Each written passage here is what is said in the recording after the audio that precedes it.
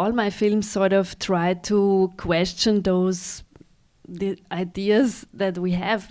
It has got very much to do with, I think, that we all have that wish that our lives would make sense, or that we are there for a reason, and that the things that we do lead to that what we wanted it to lead to. So we try to make 1 and 1 be 2, but maybe 1 and 1 is also 3 or 5, and this is something we try to neglect. And in my films, I think I talk about that moment where life does not make sense, and where it's not what we thought it would be, and where we discover that those headlines we have, they are just covering up that behind it all there is maybe just a dark hole. Amour Fou, movie from 2014 made by Jessica Hausner, the director that I certainly will come back to with the other movie soon. It tells the story of young poet Heinrich von Kleist, whose horrendous stories are a hot stuff on the courts in the early 19th century Berlin aristocracy. When I'm saying horrendous, the one where Marquise gets impregnated unconsciously and then falls in love with the predator. So he was like effectively raping her, and that's still a material for the love story in the early 19th century. It was 200 years ago only. Okay, coming back to the story. Two main characters, Heinrich and Henriette, are absolutely different people. On one side, Heinrich has a clear vision for his life. His Weltschmerz is so big and so hurtful that the only solution that he sees is the true love. Love not for a life, but love, the love that big that may convince himself and his lover to commit a suicide.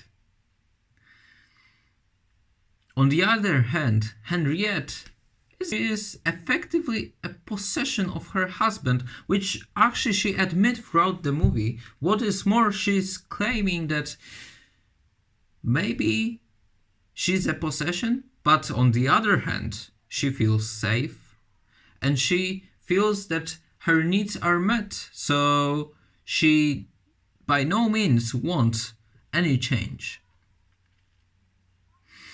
That movie perfectly portrays how ambiguous is the idea of the romantic love itself.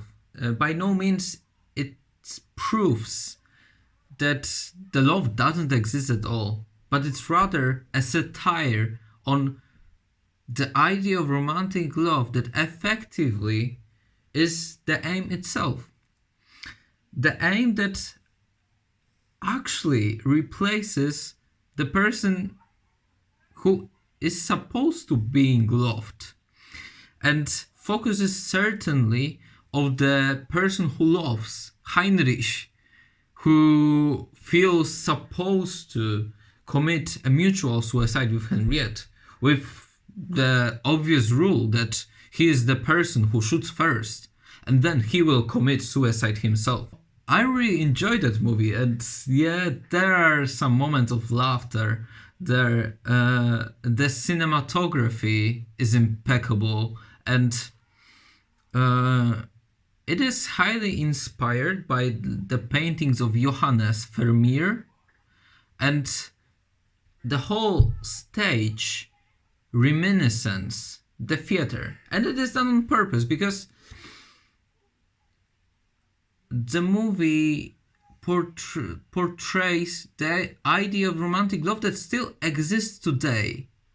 It is not only about the romanticism that was wrong, or like the wrongdoing of romanticism that, well, actually, for sure, they were exaggerating much, but the idea of that tragic love that should be blessed and and is great to fall into still exist among us, and people remain in the relationships that are, well, and it would be euphemism, are like not really good for us.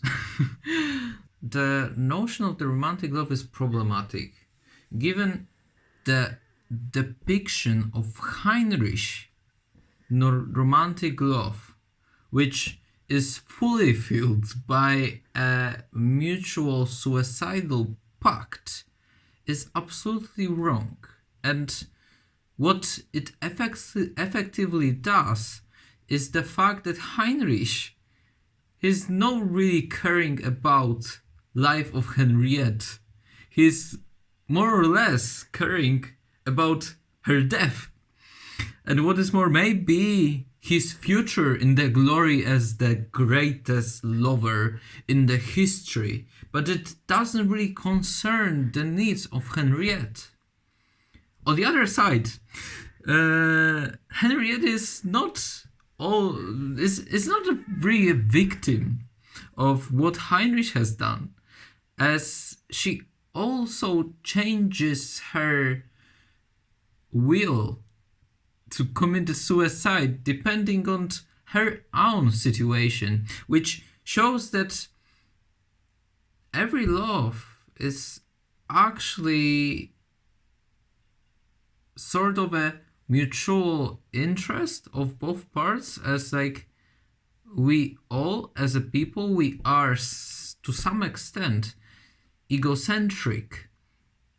That's why the idea of the clear, of pure love is almost unreachable in the real world. Well, experimenting a bit with the format, I would like to welcome you to the new segment Premium, in which I would like to tell you my story that really inspired the episode. And yeah, well, I was like a Heinrich when I was in high school, because when I, for the very first time, fall in love, I wanted to do everything for her, and I made a handwritten poem for her and sent it along with the flowers to her in school.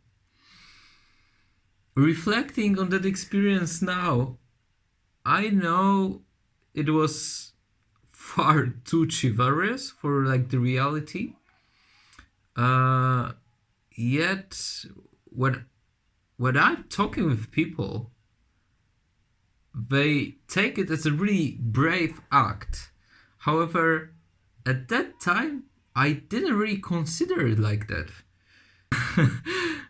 Well, and now it certainly became a pretty funny story to talk about. And also, I consider it as like one of the biggest tests for my own bravery, given the fact after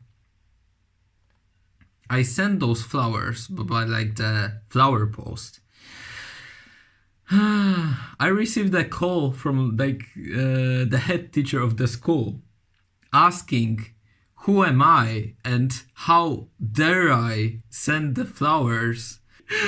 And I was so frightened. I mean, yeah, because like I was that teenager who fell in love. And the movie Amour Fou really led me to once more confront that young romantic self that was inside me in that time. That's why I was laughing a lot during that movie, given there's some beauty in that sort of naive thinking, even despite it is naive. Whether it is good or not, it may be dangerous. And yeah, I hope that nobody will, or like everybody will be convinced that the mutual suicide pacts is not the most big fame The movie is in Austrian or in German. I don't know if that languages differ. Well, I hope that everyone liked the slightly new format. Please give me a feedback.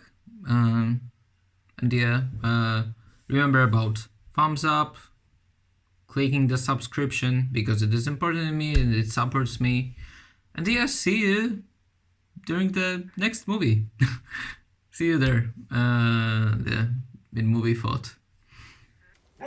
Es gibt kein anderes Leben als dieses hier. Man kann nicht wählen. Doch, Liebste. Ich denke schon, dass manches doch gewählt werden kann. Aber die Liebe, die kann nicht gewählt werden. Marie?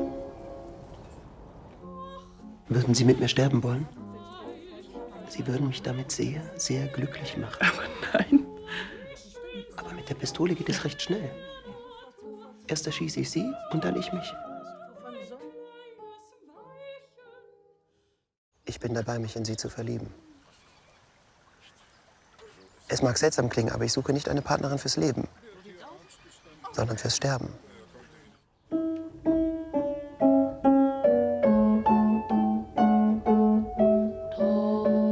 Sterben muss doch wohl jeder für sich allein. Wie werden Sie?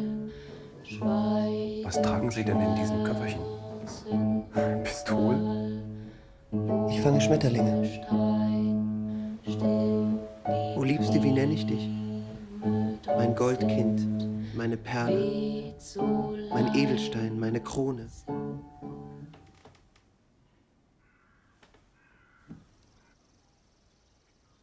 Wie schön dann, dass wir beide nun erleben dürfen, wie es ist, wahrhaft zu lieben.